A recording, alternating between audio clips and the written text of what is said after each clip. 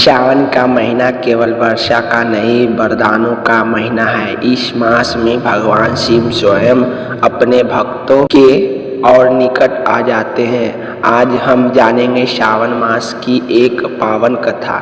हर सोमवार शिव जी की कृपा बरसती है, लेकिन सावन का सोमवार विशेष फलदायक होता है।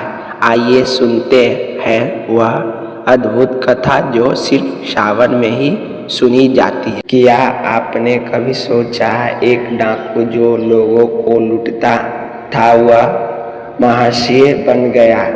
क्या आपने जानता है कि सिर्फ ओम नमः शिवाय जाप जीवन की दिशा बदल जाता है। आज हम आपको सुनाने जा रहे हैं शिव महापुराण की एक ऐसी कथा जो न सिर्फ रोमांचित करेगी बल्कि आपके हृदय को छू जाएगी।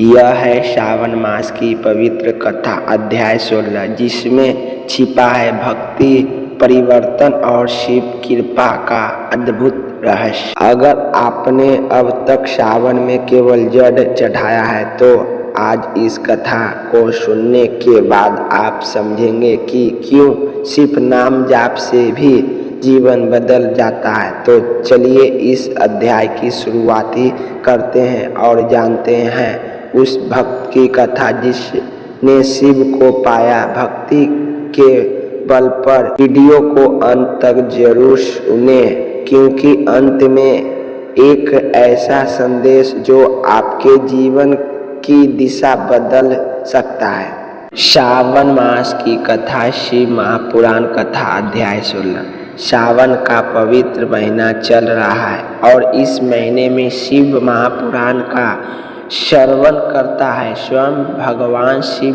को पसंद करता है। आइए आज हम प्रवेश करते हैं अध्याय 16 की पवित्र कथा में, जहाँ भक्ति, शक्ति और शिव की महिमा का अद्भुत।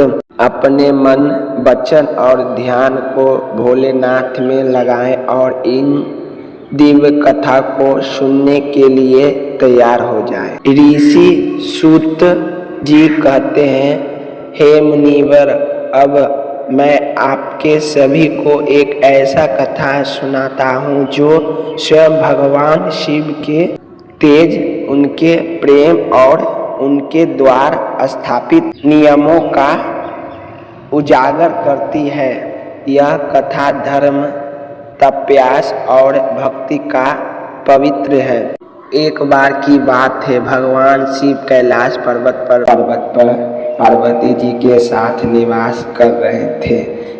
एक दिन देवी पार्वती जी ने शिव जी से प्रश्न किया, हे नाथ, आप सदा समाधि में लीन रहते हैं, फिर भी संसार में आपके अनगिनती भक्त आपकी पूजा करते हैं और उन्हें फल भी मिलता है। कृपया करके बताइए ऐसा क्यों और कैसे होता है। भगवान शिव मुस्कुराकर बोले, हे पार्वती, यह मेरा संकल्प है कि जो भी भक्त सच्चे मन से मुझे पुकारता है, मैं उसकी पुकार अवश्य सुनती हूँ। विशेषकर सावन मास में जो भक्त जल अर्पण करता है, व्रत करता है, कथा श्रवण करता है, वह मेरे अंतर्गत प्रिय होता। एक समय की बात है, दक्षिण भारत में एक गांव में रत्नाकर नामक व्यक्ति रहता था। वह एक डाकू था। जीवन भर उसने केवल पाप ही किए थे, परंतु उनकी पत्नी शिव भक्त थी। सावन मास में एक व्रत रखती, शिव महिमा सुनती और भगवान शिव से अपने पति के कल्याण की प्रार्थना करती। एक दिन रत्नाकर ने अपने पत्नी से पूछा, तू किसके लिए इतना व्रत करती है? पत्नी ने कहा, मैं शिव के लिए करती हूँ जो सहारक है परंतु करुणा के भी सागर है। उसी रात रत्नाकर को स्वप्न में एक योगी दिखाई दी। उन्होंने कहा, हे रत्नाकर, सावन मास चल रहा है, तुम भी शिव का नाम लो। तुम्हारा जीवन बदल जाएगा। रत्नाकर की आत्मा में परिवर्तन हुआ। वह अगले दिन ही एक मंदिर गया और ओम नमः शिवाय का जाप करते करते रो पड़ा। भगवान शिव उसकी भक्ति से प्रसन्न हुए और उसके सारे पाप नष्ट कर दिए। यही रत्नाकर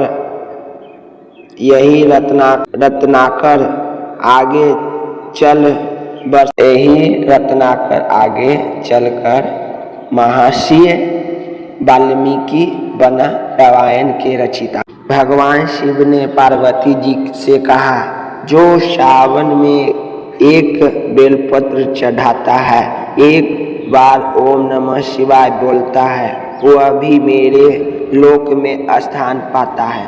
भक्ति से बड़ा कोई। इस मास में की गई पूजा, कथा, स्वर्ण जल अर्पण, रुद्राभिषेक और व्रत, यह सभी शिव का अति प्रिय है। हे श्रोताओं, अपने जो यह अध्याय 16 की कथा सुनी है, केवल एक धार्मिक प्रसंग नहीं बल्कि आत्मा को शिव से जोड़ने का माध्यम है। सावन में हर सोमवार, हर कथा, हर नाम जाप हमें शिव की ओर ले जाता है। आइए हम सभी शिक्षित करें कि इस सावन में शिव भक्ति को अपने जीवन का आधार बनाएं। ओम नमः शिवाय, भोलेनाथ की जय। अगर आपको ये कथा अच्छी लगी तो इसे अधिक से अधिक शेयर करें, कमेंट में हर हर महादेव और सब्सक्राइब करें। शिव महिमा से जुड़ी अगली कथा के लिए सावन के इस पावन मास में शिव कृपा आपके सभी पर बनी रहे। अगर आपको ये कथा अच्छी लगी तो इसे अधिक से अधिक शेयर करें, कमेंट करें, हर हर महादेव और सब्सक्राइब करें। शिव महिमा से जुड़ी अगली कथा के लिए सावन के इस पावन मास में शिव कृपा आप सभी पर बनी रहे।